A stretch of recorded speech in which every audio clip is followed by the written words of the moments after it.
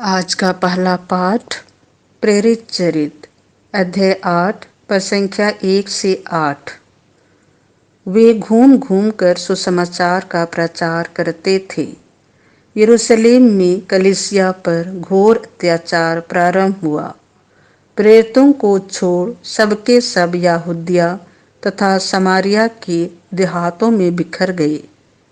भक्तों ने स्तेफनुस पर करुण विलाप करते हुए उसे कब्र में रख दिया।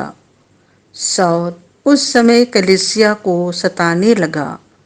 वह घर घर घुस जाता था और स्त्री पुरुषों को घसीटकर बंदीगिरी में डाल देता था। जो लोग बिखर गए थे वे घूम घूम कर सुसमाचार का प्रचार करने लगे। फिलिप समारिया के एक नगर जाकर वहां मसीह का प्रचार करने लगा। लोग उसकी शिक्षा पर अच्छी तरह ध्यान देते थे, क्योंकि सब उसके द्वारा दिखाए हुए चमत्कारों की चर्चा सुनते अथवा उन्हें स्वयं देखते थे। दुष्ट आत्मा ऊंचे स्वर से चिल्लाते हुए बहुत से अपदोतग्रस्त लोगों से निकलते थे और अनेक अर्धांग रोगी तथा लंगड़े भी चंगा किए जाते थे। इसीलिए उस नगर में आनंद छा गया। यह प्रभु की वाणी है। संत योहन के अनुसार पवित्र सुसमाचार अध्याय 6 पद संख्याएं 35 से 40।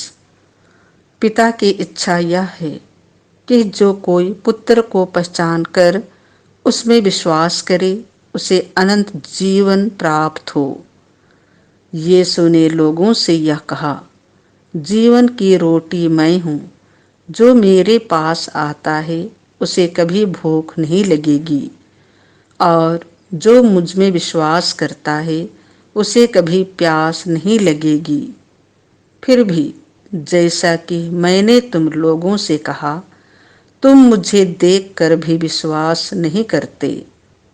पिता जिन्हें मुझको सौंप देता है वे सब मेरे पास आएंगे और जो मेरे पास आता है मैं उसे कभी नहीं ठुकराऊंगा, क्योंकि मैं अपनी इच्छा नहीं बल्कि जिसने मुझे भेजा है उसकी इच्छा पूरी करने के लिए स्वर्ग से उतरा हूँ।